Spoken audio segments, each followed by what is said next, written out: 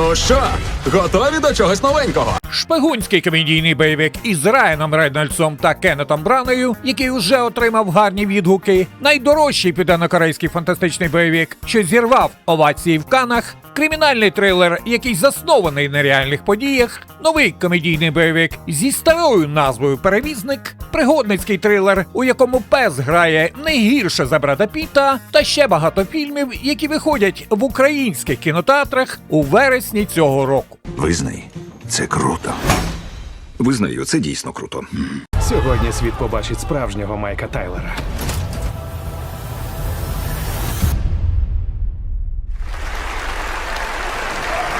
Найбільше оплесків за роки. Вони терористи. Що? Терористи! Справжній герой – сатиричний екшн-трилер з чорним гумором від французького режисера Ромена Гавроса. У центрі історії призабута зірка бойовиків, який потрапляє в полон до радикальних екоактивістів і вирішує довести, що здатен бути героєм не лише на екрані. Головні ролі виконали Кріс Еванс, Аня Тейлор-Джой, Венсан Кассель, Сальма Гаєк та Джон Малкович. За 2 дні настане кінець світу! Вогняна гора веде мене. За сюжетом актор Майк Тейлор намагається повернути колишню популярність і з'являється на благодійному вечорі для багатіїв та знаменитостей. Все б нічого, та захід захоплюють озброєні екоактивісти на чолі з фанатичною Джоан. Вони, бляха, вірять у давнє пророцтво і планують принести 3 заручників у жертву вулкану, щоб порятувати людство від неминучої загибелі. Тож Майк Тейлор бачить у цій ситуації шанс нарешті стати справжнім героєм, цього разу без сценарію, каскадерів і супергеройського костюма. Дай на погляд героя. Зняв? Так, І жодних дописів. відпад. Сила зображення. Увага! Ви входите в повітряний простір Радянського Союзу. Майдей, майдей!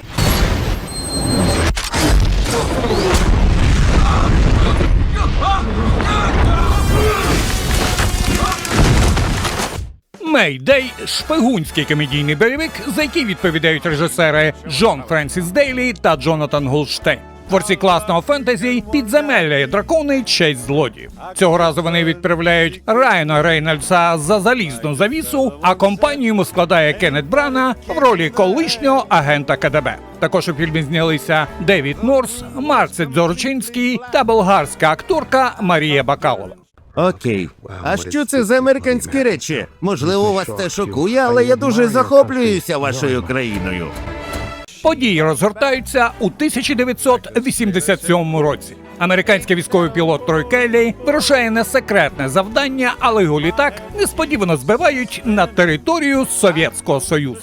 Урятуватися йому допомагає дивакуватий колишній агент КДБ Микола Устінов, який обожнює усе американське і зовсім не схожий на тупого радянського шпигуна. Тепер, бляха, цій дивакуватій парочці потрібно вибратися з країни раніше, ніж їх наздоженуть совєтські військові або ж здадуть у міліцію пильні радянські школярі, які донесуть навіть на рідного батька.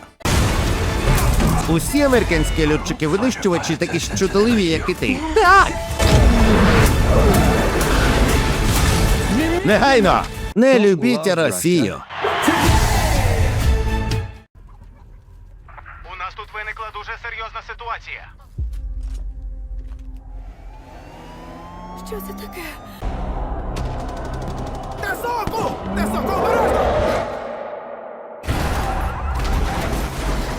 «Надія» – найдорожчий в історії корейського кіно фантастичний екшен із елементами трилера і хорору від режисера і сценариста На Хон Джіна. Світова прем'єра фільму відбулася в основному конкурсі Каннського кінофестивалю, де його зустріли тривалими оваціями. У центрі історії – начальник поліції та молода офіцерка, які намагаються захистити невелике портове містечко від невідомих істот. Головні ролі виконали Кван Чон Мін, Чо Ін Сон, Хо Йон, Майкл Фассбендер та Алісія Вікандер. Що за потвора здатна таке скоїти?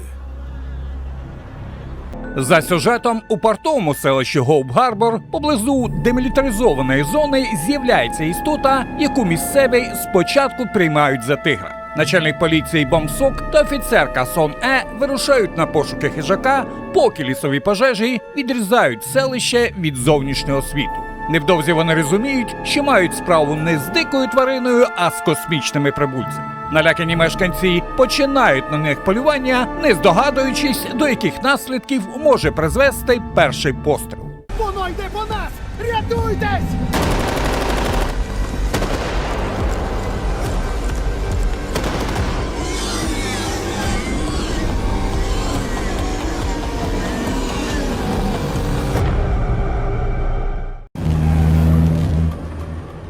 Це вже другий яструб пролітає над нами сьогодні. Вони щось затіяли у пустелі на півночі. Якась секретна база чи щось таке. Ідеальна зброя – американський фантастичний бойовик від режисера Адама Вінгарда, який раніше зняв «Годзіла проти Конга». У центрі подій мати і колишня армійська снайперка, яка живе з донькою у трейлерному парку, аж поки з секретної військової бази не виривається загін генетично модифікованих суперсолдатів. Історія трохи схожа на фільм «Універсальний солдат» з Жаном Клодом Ван Дамом та Дольфом Лундгреном. Та ніхуяшеньки. Головні ролі виконали Ден Стівенс, Ребекка Гол, Алекс Перейра, зірка серіалу «Андор» Адрія Архуна та інші. Розкажете мені, з чим я матиму справу? Нам вдалося створити ідеального солдата, щоб використати проти місцевого населення. За сюжетом, уряд створив загін ідеальних генетичних солдатів, щоб використовувати їх проти місцевого населення. Але, як завжди, щось пішло через сраку, і загін відморожених бійців виривається на волю. Все б нічого, та поряд з військовою базою у невеликому трейлерному парку мається від нудьги колишня снайперка, що побувала у гарячих точках, має численні нагороди та виховує маленьку доньку. Схоже на те, що генетично модифіковане лайно опинилося не в той час і не в тому трейлерному парку, та ще й добряче вибісило молоду матусю. Ці люди навчені вбивати, доки їх не зупинять. Затули вуха. Нащо я казатиму багато поганих слів? Дуже просимо вас підтримати підпискою, подобайкою та переглядами YouTube канал Колодій трейлерів, який створює чудові українські озвучання фільмів і серіалів. А ще обов'язково підпишіться на телеграм-канал Колодій трейлерів, адже там ви знайдете чимало цікавенько. Агенте Страйдер, чому ви приєдналися до бюро? Я вірю в справедливість. І я вірю, що негри мають боротися за неї. Я вартий більшого, ніж протирати штани. Будь-якою ціною кримінальний трилер режисера Елеганса Братона натхнений реальними подіями 1960-х років. У центрі історії молодий темношкірий агент ФБР та відомий мафіозний кілер, які об'єднуються, щоб розслідувати вбивства борців за громадянські права у штаті Міссісіпі.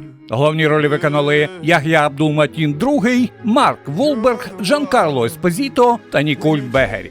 Ніхто не говорить з ФБР, принаймні добровільно. То що ти пропонуєш? Діяти нестандартно. Він буде працювати з людиною, яка пов'язана з організованою злочинністю. За сюжетом молодого агента ФБР Вейна Страйдера відправляють до Міссісіпі, де члени Ку-Клукс-клану безкарно вбивають темношкірих активістів. Місцева влада не поспішає шукати винних, тому ФБР залучає до розслідування Грегорі Скарпу, кілера мафіозної родини Коломбо та свого таємного інформатора. Вейн намагається діяти за законом, тоді як Скарпа звик вибивати правду разом із зубами. Тож, щоб дістатися до вбивць, агенту доведеться вирішити, як далеко він готовий зайти заради справедливості. Покінчимо із цим.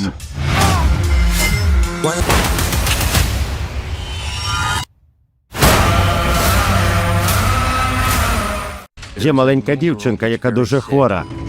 Їй потрібна пересадка печінки.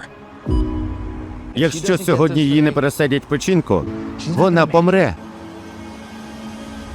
Можна тебе запитати? Скільки коштує така печінка на чорному ринку? Мільйон, можливо. Мільйон? «Перевізник» – американський комедійний бойовик з елементами трилера від режисера Скотта Во, який не має жодного стосунку до популярної франшизи із Джейсоном Стейтем.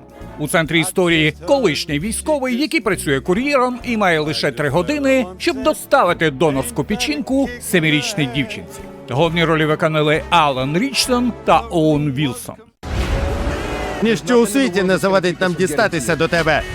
За сюжетом Генк Мелоун отримає завдання забрати медичного кур'єра Бена Бішопа і доправити донорську печінку до лікарні, де її очікує маленька дівчинка. Дорогою з'ясовується, що цей самий орган також підходить кримінальному босу, який перебуває при смерті. Його люди починають переслідувати чоловіків, щоб заволодіти безцінною печінкою. Тепер, бляха, Генку потрібно захистити Бена, втекти від натовпу мордоворотів і вчасно дістатися до лікарні.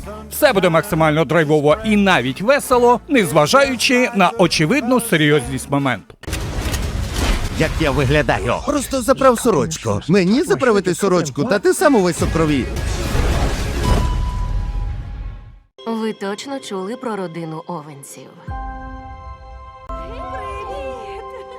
Про яких шепочуться, що вони відьми. Практична магія 2 – фантастична романтична комедійна драма від режисерки Сюзанни Бір. Це продовження культового фільму 1998 року, зняте за мотивами романів Еліс Гофман. У центрі історії сестри відьми Саллі та Джиліан Оуенс, які разом із новим поколінням своєї родини намагаються розібратися з давнім родовим прокляттям. Головні ролі виконали Сандра Буллок, Ніколь Кідмен, Джой Кінг, Лі Пейс та інші зіркові актори. Ви сестри Оуенс? Ага, усі, кого ми любимо, гинуть. Серйозно? Так, жахливою смертю. Просто такі речі зазвичай у Тіндері не пишуть. За сюжетом продовження цієї романтичної драми сестри Саллі та Джиліан Оуенс продовжують жити у своїй суто жіночій відьмацькій родині. У Саллі підростають дві чудові доньки – Калі і Антонія, які, попри все, не вірять в існування прокляття родини Оуенс, через які гинуть і їхні кохані чоловіки. Незважаючи на такий скепсис, прокляття наздоганяє одну з доньок, і сестрам Оуенс знову доводиться пірнути з головою у вир заборонених заклять. На їхньому шляху зустрічається дуже харизматичний експерт із магії у виконанні Лі Пейса, який, схоже, поклав око на одну із сестер. Схоже, що прокляття нікого нічого не вчить, коли з'являється симпатичне личико і не тільки. Руку на вільну від тату шкіру. Тобі легко казати, глянь на нього. Завжди є. О, Боже, ти з глузду Давай. з'їхала.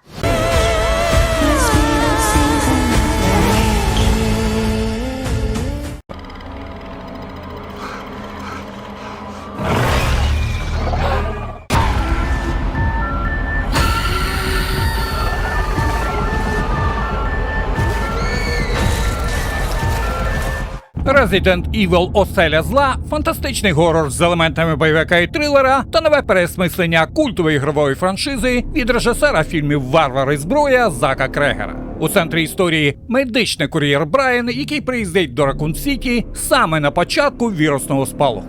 Головні ролі виконали Остін Абрамс, Пол Волтер Гаузер, Зак Черрі та Калі Рейс. Усе, що сталося в цьому місті, відбулося за лічені години. Ти навіть не уявляєш, що у тебе в руках.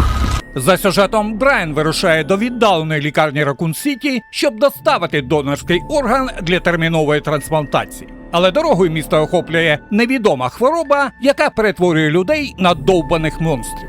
Звичайний кур'єр опиняється серед зомбі-мутантів і співробітників корпорації Umbrella, які знають про катастрофу значно більше, ніж говорять.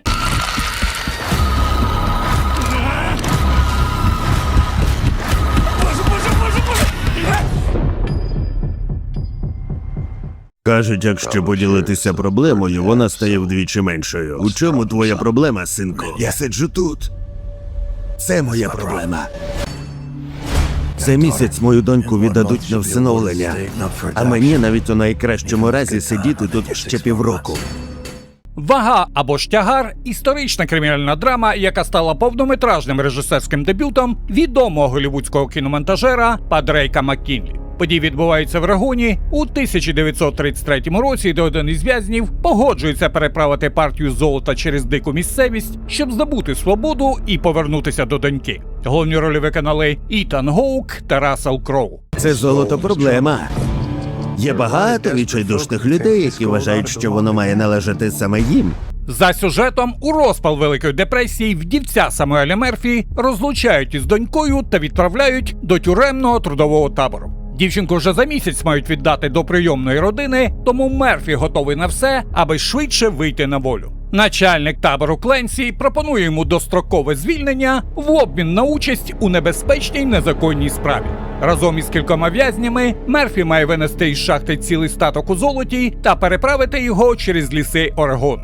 Шлях пролягає через річки і небезпечні переправи, а кляте золото поступово перетворюється на смертельний тягар для людей, яким Мерфі змушений довіряти. Ти не повернеш доньку, якщо здохнеш. Мені не потрібне твоє золото. Я хочу повернути свою доньку. Можна тебе поцілувати, будь ласка? Ой, мені так шкода, докторе Карлсон. Олів Сміт. «Гіпотеза кохання» – романтична комедія від Prime Video, яку режисерка Клер Скенлон зняла за одноіменним романом Алі Гейзелвуд, який став бестселером за версією газети New York Times.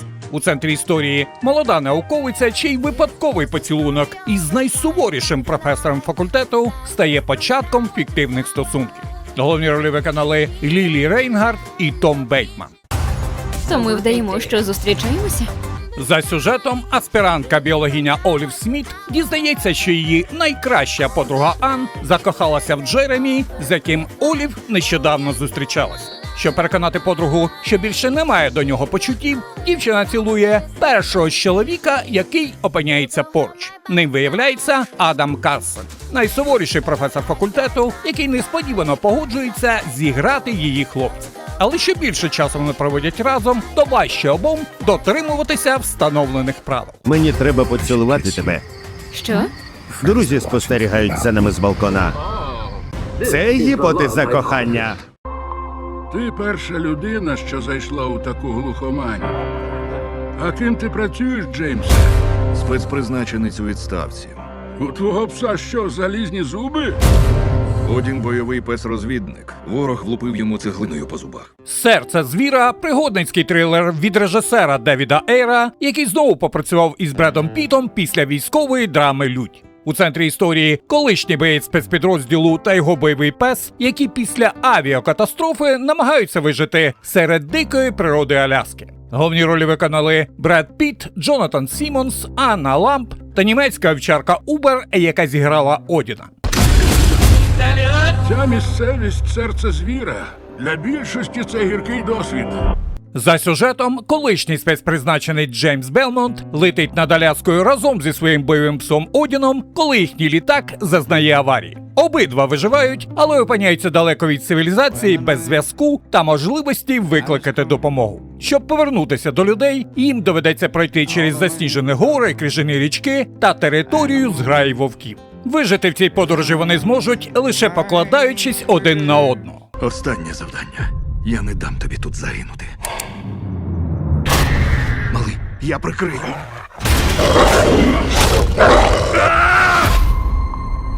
Гаррі Горовіц, настройка і ремонт фортепіано. Це Нікі, мій учень. У нього надчутливий слух. Вірите чи ні, він віртуоз. Віртуоз, га? Може, ви надихнете його? Годі, дякую, Гаррі. Коли їх не виймаєш? Ні. У мене гіперакузія, алергія на гучні звуки. «Настроювач» – канадсько-американський кримінальний трилер від оскароносного режисера документального кіно Деніела Роєра, для якого це перший ігровий фільм. Картина розповідає про талановитого настроювача піаніно Нікі, який має ідеальний слух. Головні ролі виконали Лео Вудол, Дастін Гофман і Гавана Роуз Лю. Заплющ очі. Вгадай, що це. До фа дієс. Септре бемоль. Фа дієс, соль, ля дієс, сі ре дієс. За сюжетом Нікі працює у компанії відомого на всю країну настроювача піаніно у виконанні Дастіна Гофмана. Колись давно хлопець був геніальним музикантом, але через важку хворобу вимушений був відмовитися від своєї мрії. Та навіть із такими проблемами він легко впізнає будь-яку ноту, бо має надчутливий ідеальний слух. Саме ця особливість призводить до знайомства з чарівною обдарованою композиторкою Руті і, на жаль, кримінальним світом Нью-Йорка. Відкрий сейф. Відкрий сейф. Відкрий сейф. Я простий настроювач. Тюнер. Його звати Георг. Брат пішов далі без нього. Альфонсе! Це мій тато. У нього найкращі рятувальні собаки в світі. Мій друг Баррі – швейцарсько-німецька сімейна пригодницька драма від режисера Маркуса Вельтера. Це історія про хлопчика Георга і цуценя Сент-Бернара Баррі, натхненна легендою про найвідомішу рятувальну собаку Швейцарії, який за 14 років врятував 40 людей. За настроєм це тепла класична пригода про дружбу дитини і тварини серед краси засніжених Альп. Чому він нічого не п'є? Він не здатний боротися за своє місце. Я не дозволю йому просто померти. Ти вже дав йому ім'я? Ім'я? Так, Баррі. Баррі, бо він нічого не боїться. За сюжетом, наприкінці 18 століття 12-річний сирота Георг разом зі старшим братом переходить через Альпійський перевал Великий Сент-Бернар, прямуючи до сонячної Італії. Однак через хворобу він на деякий час залишається в монастирському притулку високо в горах. Там хлопець працює, вчиться жити за чужими правилами і знаходить слабке цуценя Сент-Бернара, якому потрібна його допомога. І саме в цей момент історія про хворого хлопця перетворюється на щемливу теплу розповідь про дружбу, довіру і віру в краще майбутнє. Усе буде добре. Баррі! Ти виростив чудового собаку. Він найкращий.